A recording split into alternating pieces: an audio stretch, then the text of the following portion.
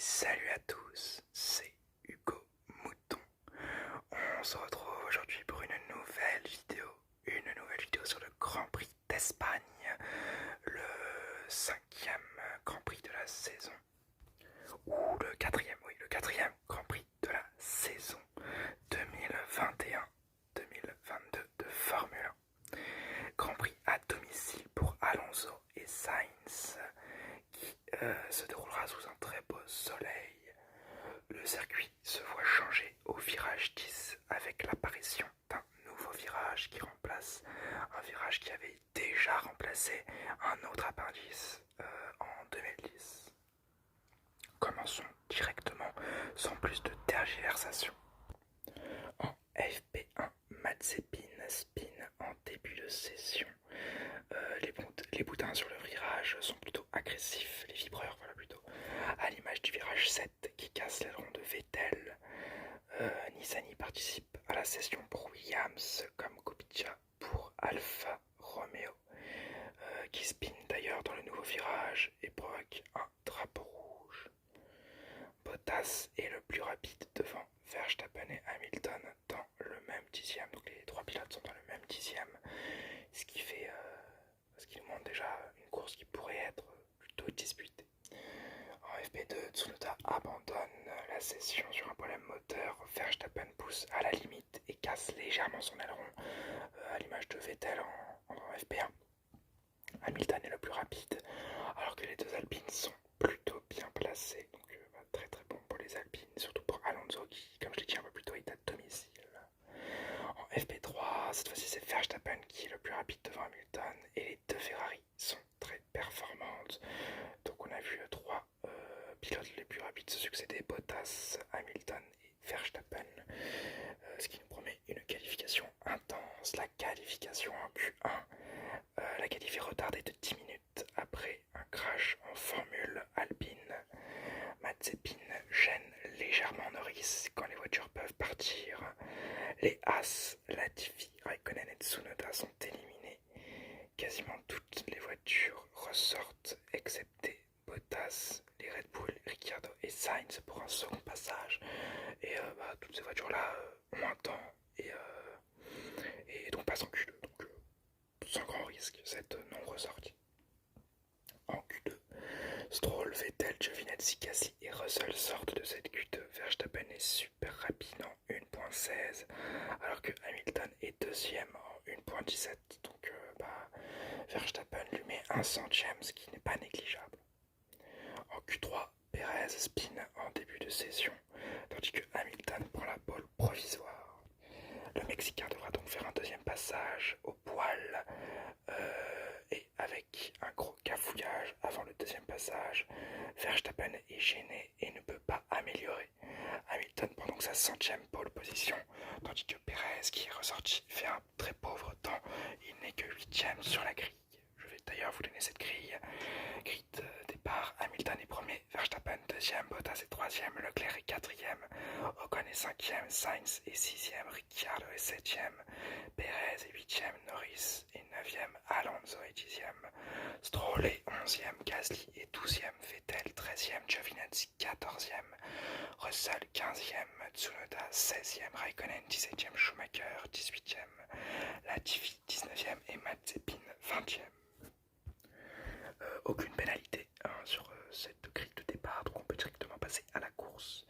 La course, Verstappen prend un super départ et tasse légèrement Hamilton, ce qui lui permet de prendre la tête. Hamilton, qui est déboussolé, gêne légèrement Bottas, qui s'est fait dépasser par Leclerc, donc un effet de chaîne provoqué par Verstappen qui va toucher Bottas et qui va permettre à Leclerc de gagner une position. Et donc être troisième. Tsunoda au tour 8 est arrêté sur le bord de la piste, problème moteur faisant arriver une safety car. Le japonais doit abandonner. Tour 9, pendant la safety car, Giovinazzi passe au stand, mais c'est comme Medium qu'il doit chausser. Il y en a une qui est crevée. Qui est pas crevée, qui est même pas en fait, on n'a pas rempli d'air en fait, on l'a pas gonflé, voilà c'est le mot que je cherchais.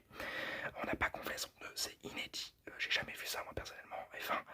Donc les mécaniciens doivent aller retourner chercher un nouveau train de gomme, ce qui lui fait perdre beaucoup de temps, mais il peut quand même regagner la piste. Double arrêt pour les Williams derrière l'Italien, et Gasly prend 5 secondes de pénalité pendant toujours cette safety car à cause d'un mauvais placement sur la grille de départ en début de course. Plutôt dommage pour le français. Tour 17, Hamilton commence à avoir un peu de blistering, des petites cloques qui apparaissent sur le pneu à force de chasser Verstappen. Tour 19, Gasly s'arrête au stand et effectue sa pénalité pour chausser des médiums. Tour 22, Vettel et Alonso passent au stand, suivi de Sainz, Stroll et Mazepin au tour suivant. Tous chaussent des médiums. Tour 24, Bottas qui bloque toujours derrière Leclerc pit, suivi avec lui de Ocon, Norris et Schumacher. Verstappen quant à lui s'arrête au tour 25 et laisse la tête à Hamilton, mais l'arrêt est très long pour Verstappen. Perez lui laisse passer Verstappen à la ressortie des stands car il est en comme neuf et qui ne veut pas déranger son coéquipier. Le Mexicain est décidément hors du rythme mais joue bien le rôle d'équipier numéro 2. Tour 28, Hamilton pit et voit Verstappen reprendre la tête de course tandis que Leclerc s'arrête également.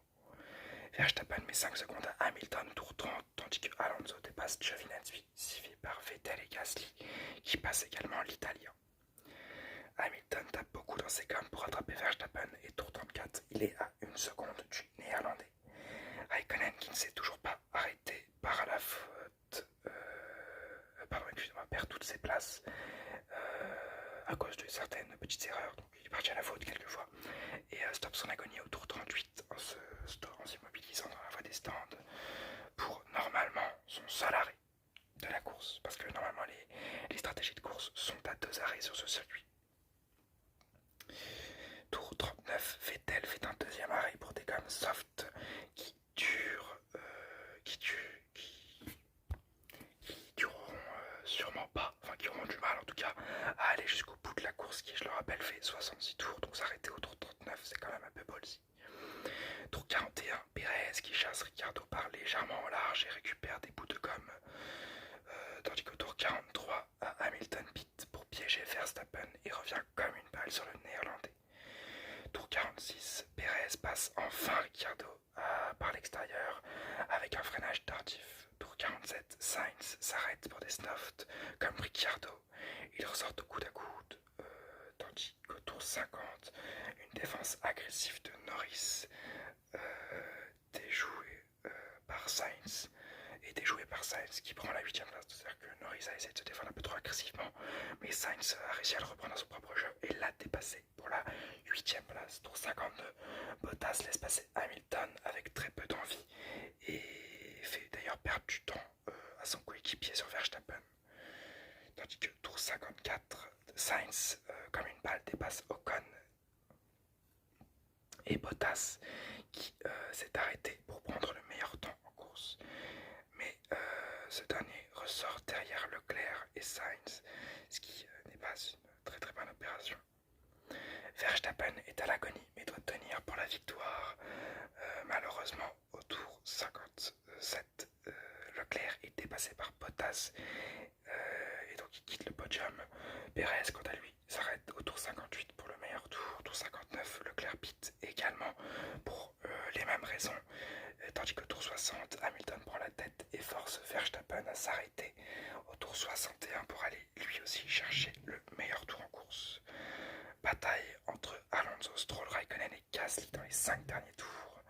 Alonso doit pit et Gasly dépasse Stroll pour la 10ème place. Une très belle bataille. Et Hamilton finit la course en première position au tour 66, suivi de Verstappen qui obtient le meilleur temps en course. Bravo à lui. Et je vais vous donner la grille d'arrivée.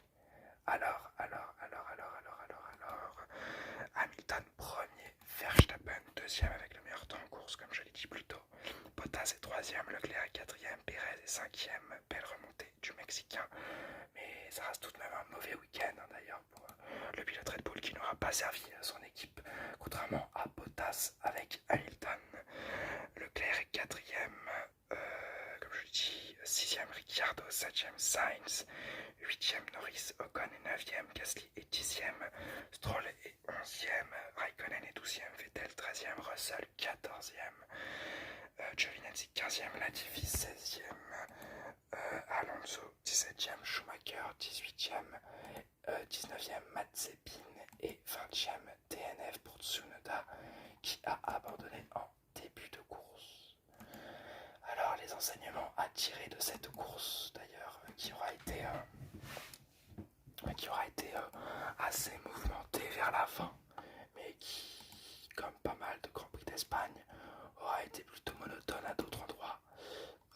Déjà Hamilton en charge, Hamilton à fond, il a totalement dépassé Verstappen alors qu'il avait 20 secondes de retard, certes avec des nouveaux pneus. D'ailleurs, quelle stratégie de Mercedes, encore une super stratégie de Mercedes, mais quand même Hamilton est revenu mais comme une balle sur le pilote néerlandais et il gagne la course, donc vraiment bravo à lui.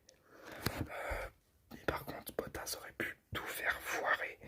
Retenir Hamilton, c'était peut-être pas la meilleure des idées pour le Finlandais. Bon, au final, ça va, mais si ça ne s'était pas passé comme ça, je pense qu'il y aurait eu des petites remontrances du stand Mercedes. Je pense d'ailleurs qu'il y en a eu hors de ça. Verstappen est très bon, extrêmement bon. Dommage qu'il soit gêné en qualification, sinon il peut peut-être aller chercher la pole position. Après, en course, il est premier pendant une très très longue partie de la course. Grâce à un très beau dépassement à un premier virage.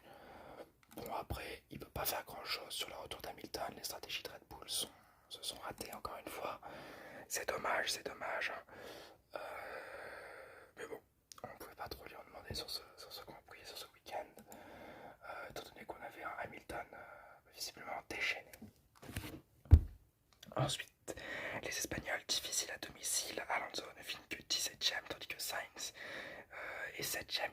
Il a perdu une position par rapport à sa position de qualification. C'est plutôt dommage pour les Espagnols qui ne sont pas très bons à domicile. Leclerc très solide, 4ème en qualification, 4ème en course. Il se bat avec Bottas, bravo à lui, vraiment. C'est vraiment le rayon de soleil de Ferrari cette année. Belle bataille dans le midfield, dans les derniers tours surtout, mais quand même une très belle bataille avec des écuries qui se relayent pour les meilleures places. La semaine dernière c'était les McLaren. Aujourd'hui, si on doit trouver quelqu'un dans le midfield, c'est plutôt les Ferrari. Vraiment plutôt pas mal. Et enfin la note globale du Grand Prix, tout un Grand Prix intéressant avec des batailles et des dépassements et des bonnes stratégies également. Alors que c'est pas vraiment ma piste préférée, il y a eu du spectacle, donc personnellement je mettrais un petit 14 sur 20 pour ce Grand Prix de bonne qualité, pas exceptionnel mais de bonne qualité tout de même. Et bien j'espère que cette vidéo vous aura plu. C'était une nouvelle vidéo, j'essaie comme je vous l'avais dit dans la dernière vidéo de rattraper un peu les Grands Prix qui me manquent. Maintenant il me manque le Grand Prix de Monaco, le Grand Prix de Bakou, qui ont été d'ailleurs très intéressants, mais je ne vous spoil rien. J'espère pouvoir vous sortir ces vidéos plutôt rapidement. J'espère d'ailleurs qu'elles vous plaisent ces vidéos. N'hésitez pas à me le faire savoir en mettant un petit like et un petit commentaire si vous voulez me donner des idées en plus de vidéos à faire. J'ai aussi des vidéos rétro à reprendre, des rétros sur les anciens Grands Prix.